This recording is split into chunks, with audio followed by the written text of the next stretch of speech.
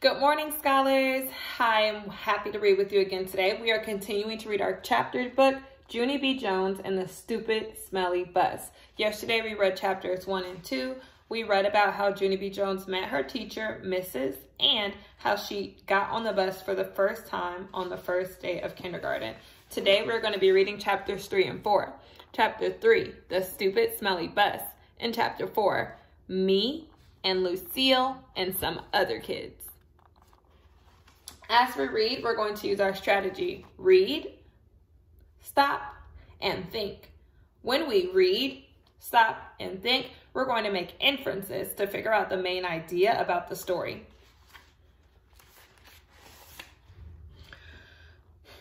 The bus wasn't like my daddy's car at all. It was very big inside, and the seats didn't have any cloth on them, and the little curly girl was sitting near the front. So I tapped on her. Guess what? I said. Mother said for me to stay here. No, she said. I'm saving this seat for my best friend, Mary Ruth Marble. Then she put her little white purse on the place where I was going to sit. And so I made a face at her. Hurry up and find a seat, young lady, said Mr. Wu. And so I quickly sat down across from the curly mean girl, and Mr. Wu shut the door. It wasn't a regular kind of door, though. It was folded in half, and when it closed, it made a whishy sound. I don't like that kind of door. If it closes on you by accident, it will cut you in half, and you'll make a squishy sound. The bus made a big roar, then a big puff of black smelly smoke came out the back end of it. It's called bus breath, I think. Mr. Wu drove for a while, then brakes made that loud, screechy noise. Again, I covered my ears so it couldn't get inside my head. Because if loud, screechy noises get inside your head, you have to take an aspirin. I saw that on a TV commercial. Then the bus door opened again, and a dad and a boy with a grouchy face got on. The dad smiled. He plopped the grouchy boy right next to me. This is Jim, he said. I'm afraid Jim isn't too happy this afternoon. The dad kissed the boy goodbye, but the boy wiped it off his cheek. Jim had on a backpack. It was blue. I love backpacks. I wish I had one of my very own. One time I found a red one in a trash can, but it had a little bit of gushy on it, and Mom said no. Jim's backpack had lots of zippers. I touched each one of them. 1, 2, 3, 4, I counted. Then I unzipped one. Hey, don't, yelled Jim. He zipped it right up again, then he moved to the seat in front of me. I hate that Jim. After that, the bus kept stopping and starting. A lot of kids kept getting on, loud kids, and some of them were the kind who looked like meanies. Then the bus began getting very noisy and hot inside, and the sun kept shining down on me and my fuzzy hot sweater. And here's another hot thing. I couldn't roll down my window because it didn't have a handle. So I just kept on getting hotter and hotter, and it smelled in the bus too. The bus smelled like an egg salad sandwich. I want to get off of here, I said out loud, but nobody heard me.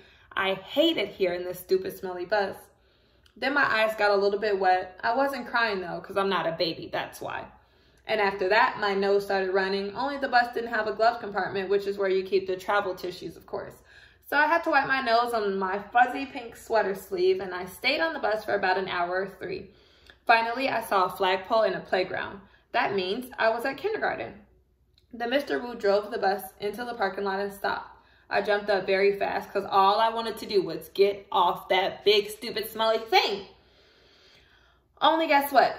Jim pushed right in front of me. Let's stop and think. What are Junie B. Jones' actions? I see in the story it says my eyes got wet and my nose started running. That makes me think that Junie B. Jones is crying. What is Junie B. Jones saying? It says Junie B. Jones says, I want to get off of here. So she's crying and she's saying she wants to get off of the bus. That makes me think that Junie B. Jones wants to get off of the bus because she feels upset and uncomfortable being on the bus. The main idea of the story now is Junie B. Jones is riding the bus and she really doesn't want to be riding it because it makes her feel uncomfortable and she wants to get off of the bus.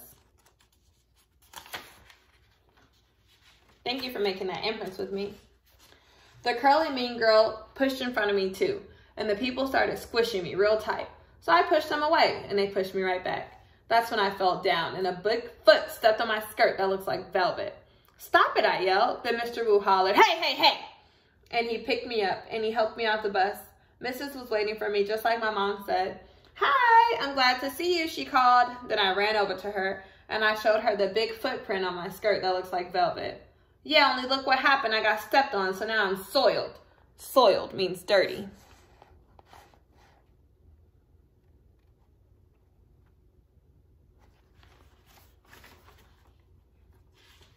Mrs. brushed it. Don't worry, Junie, she said. It'll come off. After that, I just folded my arms and made a frown, because guess what? She forgot my B again.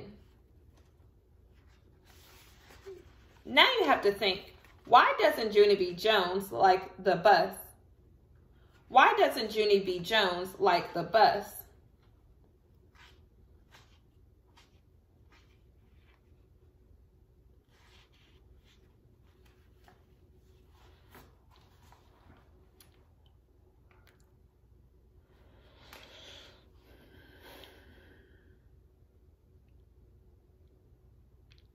Excellent inference. Now we're going to keep reading chapter 4. Me and Lucille and some other kids.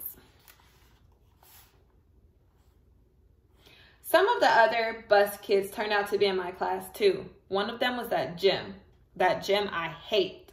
Mrs. made us line up. Then we followed her to our room. Its name is room 9. There were other kids waiting by the door. When Mrs. unlocked it, everyone squeezed in all at once. Jim stepped on my new shoe. He made a scratch mark on my shiny toe.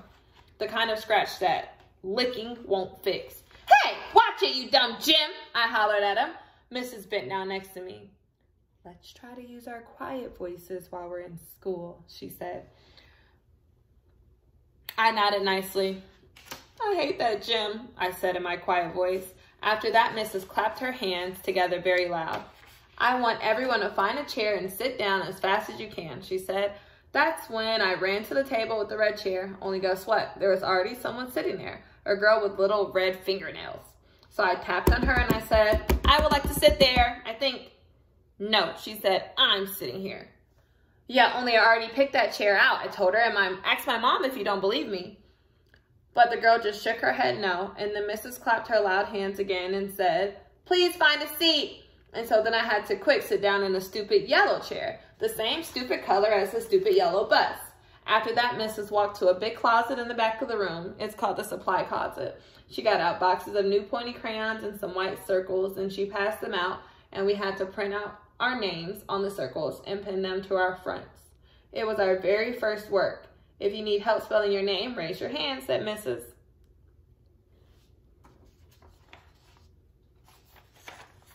I raised my hand.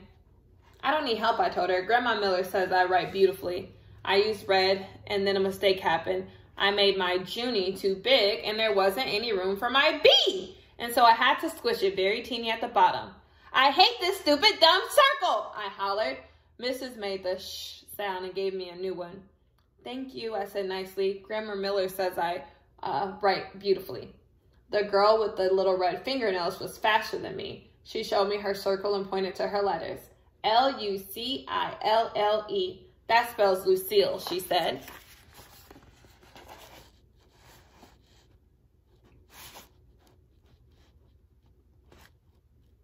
Let's pause and think about the main idea.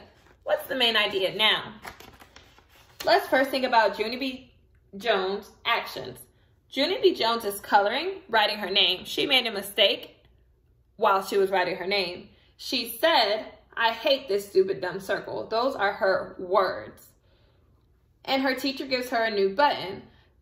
And then the girl next to her shows off her button with her name on it. That makes me think Junie B. Jones wants her name to be perfect. She feels like the girl next to her, her name looks better than hers. So the main idea now is Junie B. Jones is making her name tag. She wants her name tag to be perfect, and she feels frustrated or upset that Lucille's name tag looks better than hers. We put together clues to figure out what the author didn't tell us. I like the name of Lucille, I said, because guess why? Seals are my favorite animals, that's why. Then Mrs. passed out drawing paper and we drew pictures of our family. Mrs. put a happy face sticker on mine. It was very good, except I made my father too teeny, and Mother's hair looked like sticks. After that, Mrs. took our class on a walk around the school. Everyone had to find a buddy to walk with. My buddy was Lucille. We held hands. The boy I can beat up was right in front of me. His buddy was Jim, the Jim I hate. The first place we walked to was called the Media Center. My mom calls it a library. It's where the books are. And guess what? Books are my favorite things in the whole world. Hey, there's a jillion books in here, I hollered, feeling very excited. I think I love this place.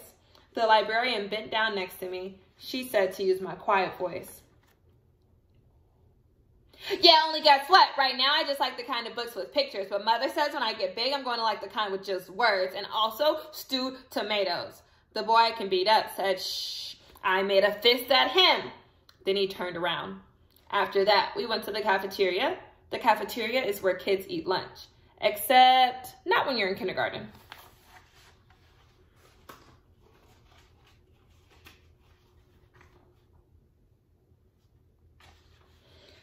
I said, it smells yummy in here, just like paschetti and meatballs. Then the Jim turned around and held his nose. P-E-U, I smell you, he said. Lucille laughed very hard, so I stopped holding her hand. The next place we went to was the nurse's office. It's very cute in that place. There's 2 little beds where you get to lie down and 2 little blankets that are the color of plaid.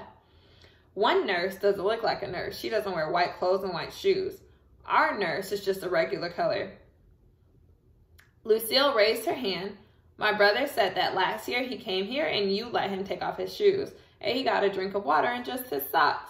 Then Jim turned around and said, P-U, I smell your feet. He said that to Lucille. Wow, we just read chapter 4. Chapter 4 was about Junie B. Jones meeting Lucille and other scholars in her class. We can call that the main idea. That's what the story was mostly about. We made inferences about the main idea as we read. We made an inference about how Junie B. Jones felt about her writing her name tag. And then we read more about them going to the media center, and we read more about them going to the cafeteria. We read all kinds of details that support the main idea of the chapter.